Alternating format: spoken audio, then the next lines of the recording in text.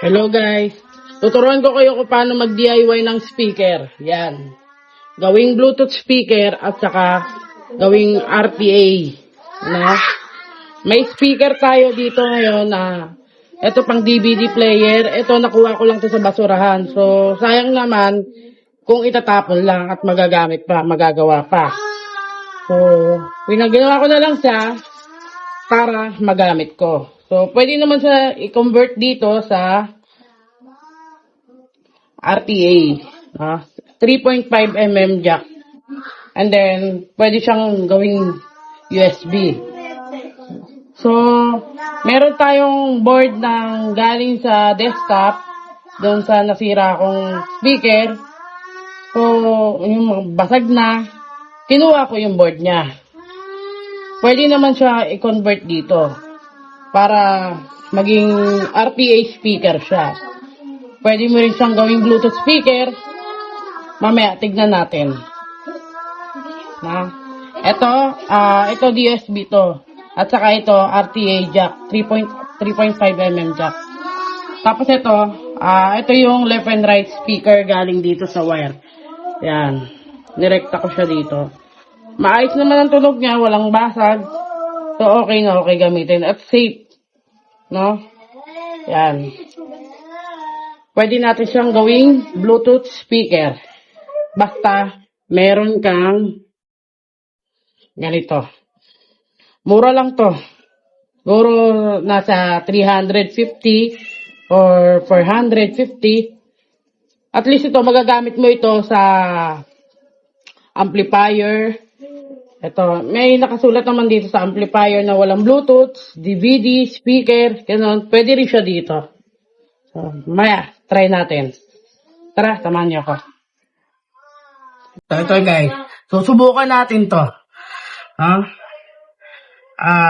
Ito, Bluetooth receiver to. Meron ng manual. Merong manual. Meron siyang RTA 3.5. Meron din siyang RTA para sa amplifier. Pwede siyang salpak doon.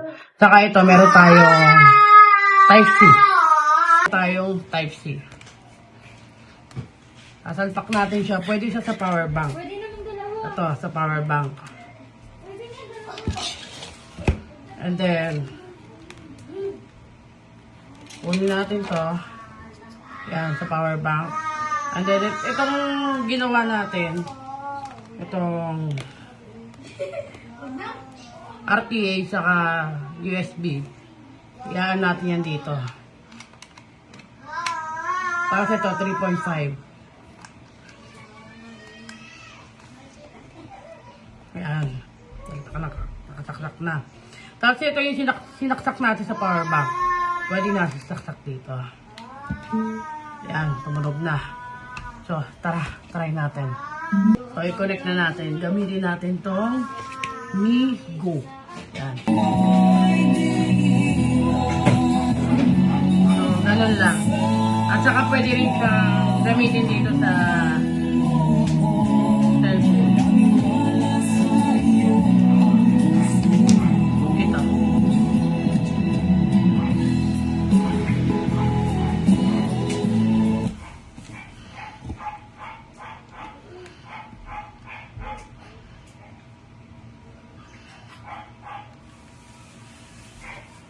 The gun shot at his face as soon as he turned the corner, but somehow the...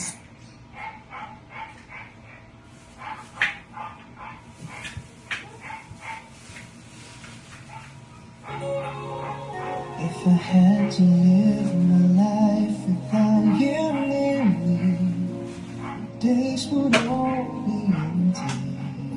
Kaya yung mga speaker nyo dyan, wag nyo itatapon. Yung mga lumang speaker dyan, at saka yung mga sirang speaker na hindi naman sira yung mga magnet nila, huwag nyo itatapon. Pwede yung gawa ng kaha, katulad ng ginawa ko. At saka ito, kahit 5 watts lang to. Malakas din to, saka may bass din. Ito, pati yung sa baba, sa booper. Sa mga gustong matuto dyan, PM nyo lang ako.